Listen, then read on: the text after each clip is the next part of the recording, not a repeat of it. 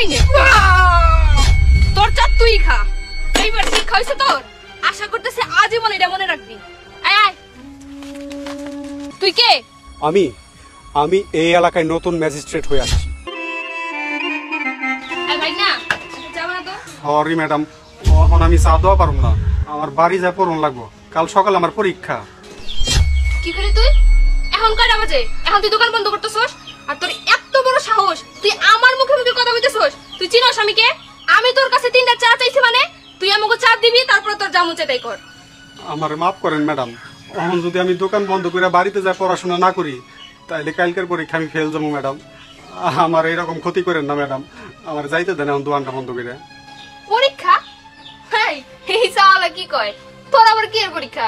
সারাদিন বেলা চা বাসোস, তুই আবার কি এর পরীক্ষা দিবি, কি এর পড়ালেখা করবি? শোন, রাত 12টার আগে কোনো দোকান বন্ধ করা চলবো না।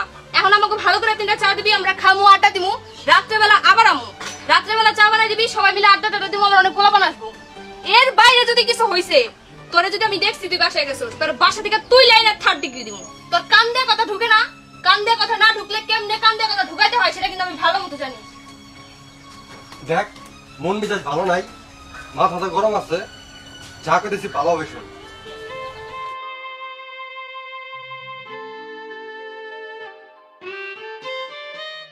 আপা, ওরা যে চা দিতে বললেন, ও যদি দোকান বন্ধ করে চলে যায়গা।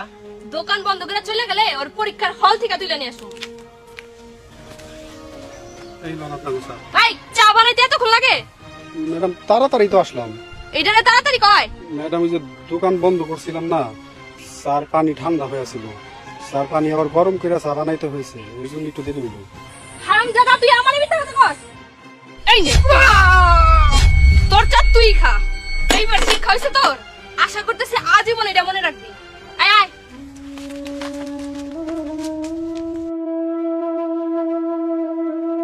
এই যে আপা। কি উনি? হ্যাঁ। এই তুই সেই চাওয়ালা না? তুই এরকম স্যুট কোট পরে সাইজে গুজে আসছিস কেন? উনি কিনতে আসছে? জি আপা। তবে একটা থাপ্পড় দিবি, এই চাওয়ালা কোনোদিন ইট কিনতে পারবো? আর তুই এই জায়গা আসছিস কেন? হ্যাঁ, যাবে রাখুন এই জায়গা থেকে। কে থাকবে আর কে চলে যাবে সেটা আমি একটু পরেই বোঝাচ্ছি। আগে বলুন যে এখানে যত ইট আছে সবগুলো ইট কি 1 নাম্বার? আমার এই জায়গার ইট 1 নাম্বার হোক বা 2 নাম্বার হোক, তোর সমস্যা কি? তোর এই জায়গা থেকে বের হইতে বলছি, তুই বের হ। ভদ্রভাবে কথা বলুন। আমি চাওয়ালা হই আর যেই হই, আমি একজন ক্রেতা। আপনি একজন ক্রেতার সাথে এরকম ভাবে কথা বলতে পারেন না। ভদ্রতা? তোর মতো গরিব ফকির চাওয়ালার কাছ থেকে আমরা ভদ্রতা শিখতে হইব?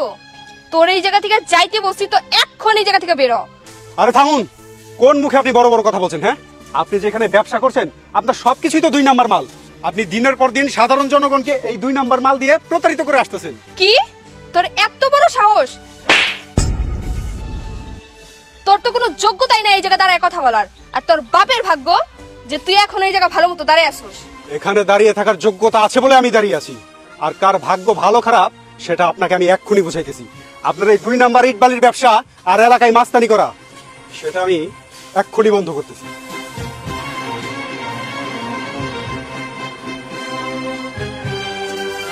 হ্যালো ইন্সপেক্টর, আপনি এখনই আপনার ফোর্স নিয়ে তনিমা কনস্ট্রাকশনে চলে আসুন।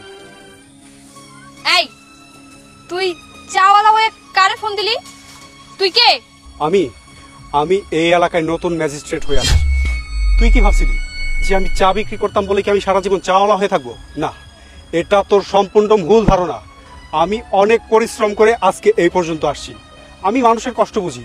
তুই এতদিন সাধারণ মানুষকে তোর এই 2 নাম্বার ইট বালি দিয়ে তাদের সাথে প্রতারিত করে আসছিস, তাদেরকে ঠকিয়ে আসছিস, কিন্তু আজ এই মুহূর্তে আমি তোর এই 2 নাম্বার ব্যবসা বন্ধ করে দিব।